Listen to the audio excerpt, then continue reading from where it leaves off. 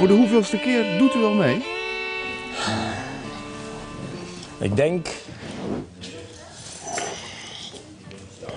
18e keer, denk ik zoiets, achter elkaar dan. En wat vindt u er zo mooi aan? Waarom doet u zo vaak mee? Ja, het is op je eigen dorp, hè? Dus dan moet je natuurlijk wel mee blijven werken om het te blijven laten gaan.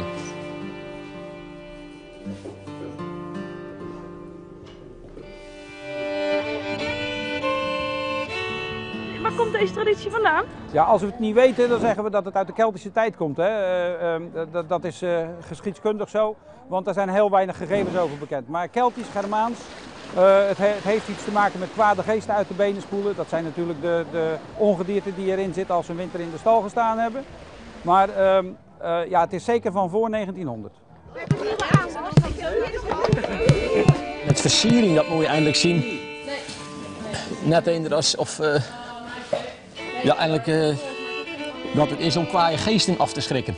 Die felle kleuren. Dat is natuurlijk, nou gewoon de kleuren versieren. En dat is natuurlijk, dan kan je natuurlijk zeggen van een verbergen hier, dat de kwaaie geesten je niet herkennen. En het groen, dat kan je natuurlijk zien als een vruchtbaarheidsteken. En dat is natuurlijk met een heleboel dingen is dat zo. Maar u heeft nog uw normale kloffie aan. Nu nog wel, ja. Want anders blijft er van dat schone kloffie helemaal niks over. Want u moet zich ook nog omkleden. Ik moet me nog omkleden. Oh jee. Nou, maar...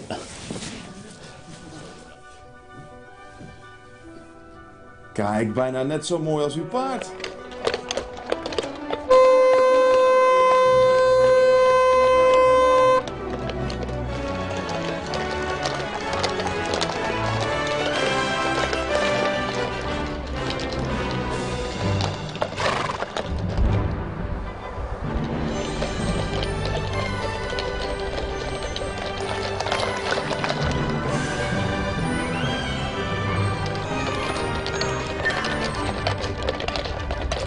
Je zit lekker te genieten hier zo? Kind, ik ben de koningin.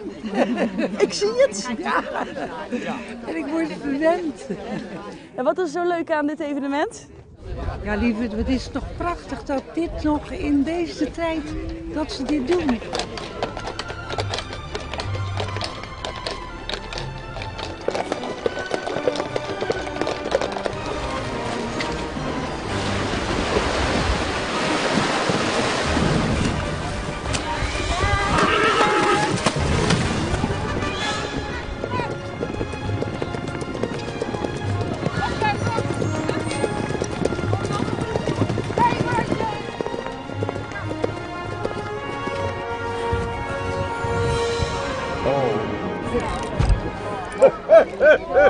Super geweldig. Waarom?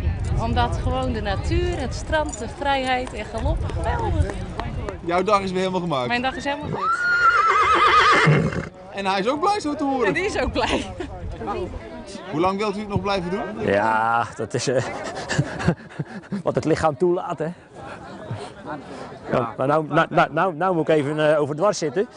Dan trekt het er een beetje bij natuurlijk van die spieren die wat opgerekt worden op zo'n breed paard. Pijn in de beentjes. Dat kan soms wel eens redelijk wezen. Ja, als je elke week rijdt gaat het wel. Maar als je het een maandje niet doet, dan voel ik het tot woensdag. Is dit voor jullie ook een traditie? Nog niet, we gaan voor de eerste keer mee nu. Met het trekpaardenteam uit Rokanje zijn wij. En weten jullie waar het vandaan komt? Het strorien. Ja. Paarden wassen voor het seizoen, voor het werkseizoen. Ja, we hebben het huiswerk een beetje gedaan.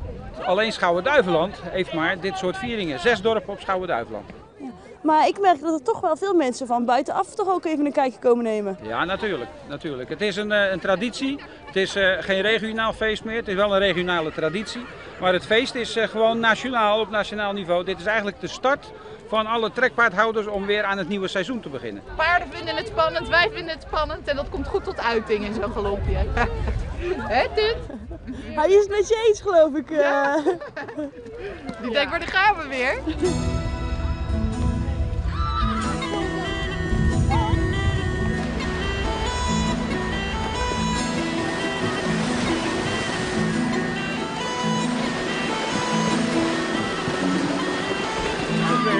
Doei!